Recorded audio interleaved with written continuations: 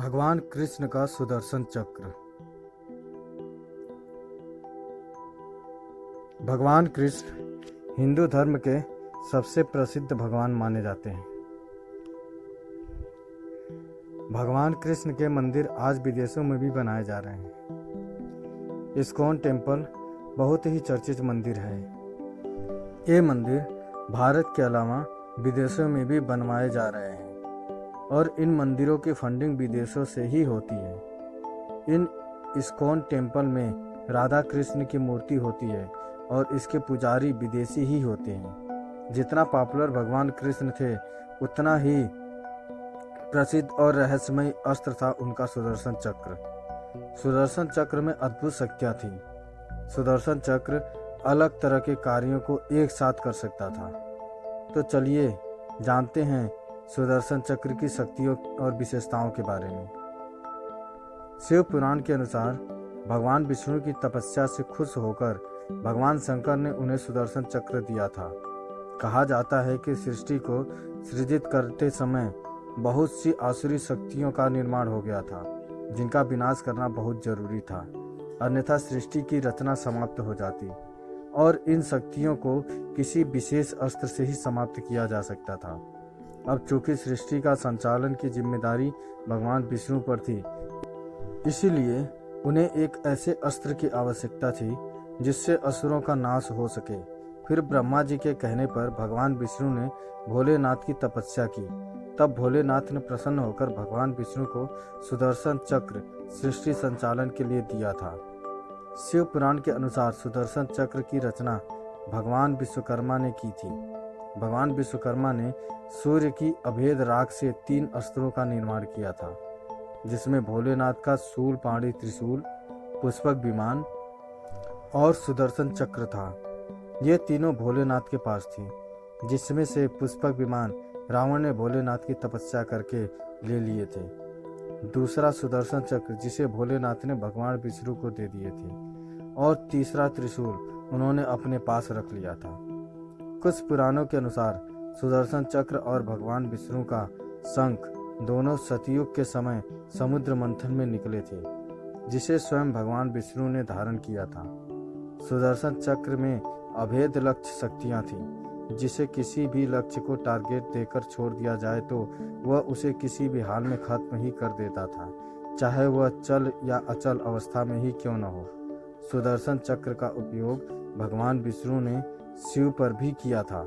जब भोलेनाथ शक्ति स्वरूपिणी सती के पार्थिव शरीर को लेकर ब्रह्मांड में घूम रहे थे, तब भगवान विष्णु ने सुदर्शन चक्र की सहायता से माता सती के पार्थिव शरीर के 51 टुकड़े कर दिए और वे धरती के 51 जगहों पर गिरे, जिन्हें शक्ति पीठ से जाना जाता है। सुदर्शन चक्र को अगर किसी लक्ष्य पर चला दिया जाए तो वह स्वयं लक्ष्य को भेद कर वापस आ जाता था। सुदर्शन चक्र की शक्ति से भगवान कृष्ण ने द्वापर युग में भागते हुए शिशुपाल का वध किया था। सुदर्शन चक्र बड़ा या छोटा हो सकता था। इसी की शक्ति का प्रयोग कर भगवान विष्णु ने सूर्य को भी ढक दिया था। महाभारत युद्ध में जब अभिमन्यु मारा गया, तब अर्जुन ने प्रण लिया कि वे संध्या से पहले जयद्रथ का वध कर देंगे, नहीं तो खुद अग्नि समाधि ले लेंगे। जब युद्ध शुरू हुआ तो कौरव की पूरी सेना जयद्रथ को बचाने में लग गई। संध्या होने वाली थी, जयद्रथ अब भी छुपा हुआ था। तब भगवान कृष्ण ने सूर्य को सुदर्शन चक्र से ढक लिया और संध्या होते ही जयद्रथ सामने आ गया। और जब अर्जुन अग्नि समाधि लेने जा रहे थे, तब भगवान कृष्ण ने फिर से सुदर्शन चक्र हटा लिया। इस प्रकार सूर्य और जयद्रथ दोनों दिखने लगे और अर्जुन ने जयद्रथ का वध कर दिया।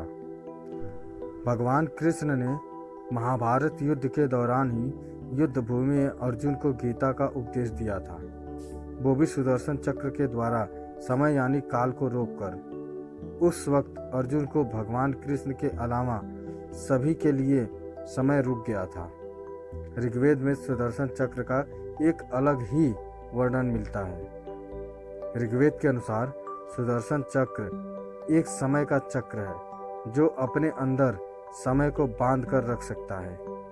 इसी शक्ति से भगवान कृष्ण ने समय को रोककर महाभारत युद्ध भूमि में अर्जुन को गीता का उपदेश दिया था।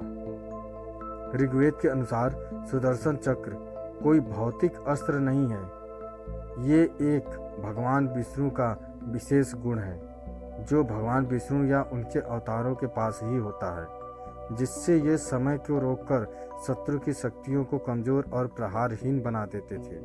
सुदर्शन चक्र को स्वयं भगवान परशुराम जी ने विष्णु भगवान से लेकर भगवान कृष्ण को दिया था। सुदर्शन चक्र का आखिरी उपयोग जयद्रथ वध के समय हुआ था। उसके बाद कहीं भी सुदर्शन चक्र का प्रयोग का वर्णन नहीं मिलता है। तो आखिर भगवान कृष्ण की मृत्यु के पश्चात कहाँ चला गया सुदर्शन चक्र? इस प्रश्न का उत्तर भविष्य पुराण में मिलता है। भविष्य पुराण के अनुसार भगवान कृष्ण की मृत्यु के बाद सुदर्शन चक्र पृथ्वी के गर्भगृह में समा गया था। जब कलयुग में भगवान विष्णु का 10वां अवतार कल्कि अवतार होगा, तब परशुराम जी और हनुमान जी के अलावा 5 और दिव्य पुरुष उनसे मिलेंगे और उनको प्रशिक्षित करेंगे, और तब धरती के गर्भगृह से पुनः परशुराम जी कल्कि को सुदर्शन चक्र निकालकर धारण कराएंगे, ताकि कलयुग के सबसे शक्तिशाली राक्षस कलि पुरुष का विनाश किया जा सके। भगवान विष्णु और उनके अवतार के अलावा कोई भी सुदर्शन चक्र को धारण नहीं कर सकता है। दोस्तों, भगवान कृष्ण के सुदर्शन चक्र और सुदर्शन चक्र की विशेषताओं के विषय में जानकारी आपको कैसी लगी, हमें कमेंट करके ज़रूर बताएं। अगर अच्छी लगी तो शेयर करें, सब्सक्राइब करें और लाइक करें। धन्यवाद।